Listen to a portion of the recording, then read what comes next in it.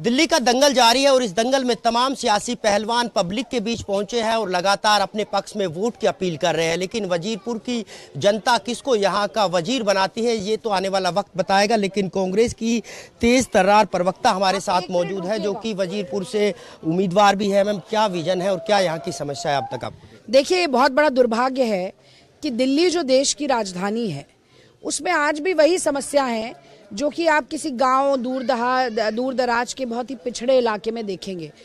तो आप आजू बाजू भी एक बार नजर डालें तो सारी नालियां भरी पड़ी।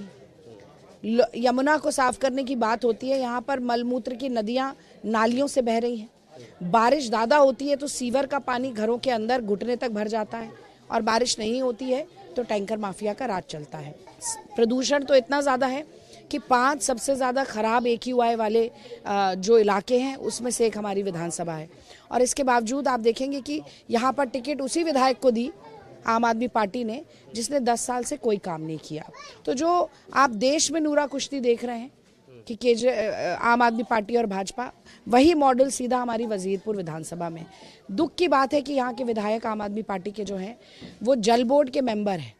आज लोगों को नाली जैसा काला और पीला पानी पीने के लिए आता है और वो वीडियो बनाते हैं और कहते हैं कि तीसरी मंजिल पर खड़े हो जाइए, बिना मोटर के पानी आता है।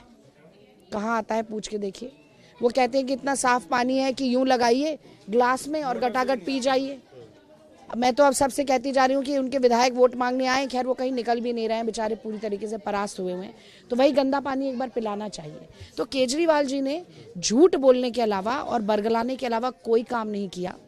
अगर देश की राजनीति में कोई सबसे कट्टर बेईमान व्यक्ति है तो वो केजरीवाल है। दूसरा, इस बार सबसे बड़ा मुद्दा है यमुना के जल में कितना जहर। इसको लेकर केजरीवाल ने कहा है कि हरियाणा जो है यमुना में जहर घोलता है। कितनी सच्चाई आप इसमें? देखिए, केजरीवाल जी ना, मुझे लगता है अपनी उपलब्धियां गिनाने के बजाय अपनी विफलता का ठीकरा दूसरों के सिर पर फोड़ते रहते हैं।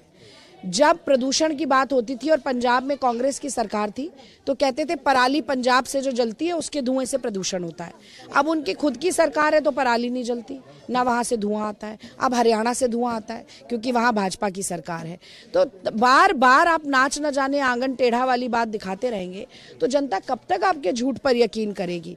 और मुझे लगता है बड़ी निम्न स्तरीय टिप्पणी है ये कि कोई जहर घोलना चाहता है पानी में कि वो पानी पर। जहाँ तक अब यमुना पे राजनीति आप तब करते ना जब आप यमुना को कुछ तो साफ करके दिखाते।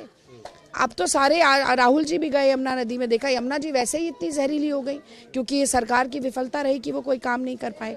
पर यही हर पैमाना अगर आप देखेंगे तो उसमें ये एजुकेशन मॉडल की बात करते थे। अब मैं जानना चाहती हूँ कि इनका नेता मंत्री छोड़िए, कौन सा ऐसा विधायक है जिसके बच्चे सरकारी स्कूल में पढ़ रहे हैं? अगर आपके खुद के विधायकों को नहीं लगता कि सरकारी स्कूल अच्छा है तो गरीब जनता के लिए सरकारी स्कूल है। मनीष सिसोदिया 1.5 करोड़ रुपए की फीस भरने का लोन लेते हैं प्राइवेट किसी व्यक्ति से ताकि उनका बच्चा विदेश में पढ़े। और अब तो एजुकेशन मॉडल पे भी बात नहीं कर रहे हैं क्योंकि सबसे ज़्यादा तो शीश महल मॉडल चर्चा में है। एक ऐसा व्यक्ति जिसने कहा कि ना मैं बड़ा घर लूंगा, ना बड़ी गाड़ी, ना सुरक्षा कर्मी और एक स्वच्छ राजनीति करके दिखाऊंगा, आज अपने घर में 4 करोड़ के पर्दे लगाता है, 33 करोड़ की सजावट करता है। उसके अपने विधायकों की तनख्वाह 4 गुना बढ़ जाती है, लेकिन पेंशन दिल्ली में बंद हो जाती है, नए राशन कार्ड बनना बंद हो जाते हैं, आंगनवाड़ी की महिलाएं हों, सफाई कर्मचारी हों, कॉन्ट्रैक्चुअल टीचर हों, सबकी तनख्वाह बंद हो जाती है। तो ये आम आदमी के नाम पर सबसे बड़ा कलंक और धब्बा है। आम आदमी पार्टी कह रही है कि कांग्रेस की एक भी सीट नहीं आएगी। हालांकि कांग्रेस के बड़े दिग्गज नेता चुनाव प्रचार में, क्या देखते हैं दिल्ली में कितनी सीट कांग्रेस? देखिए, केजरीवाल ने भाजपा पर प्रहार करने से ज्यादा कांग्रेस पर प्रहार करना इसलिए शुरू किया है क्योंकि वो समझ रहा है कि कांग्रेस के वोट पर सवार होकर जो सत्ता की कुर्सी पर बैठे थे वो सारा वोट पैरों के नीचे से खिसक कर वापस कांग्रेस के पास आ गया है।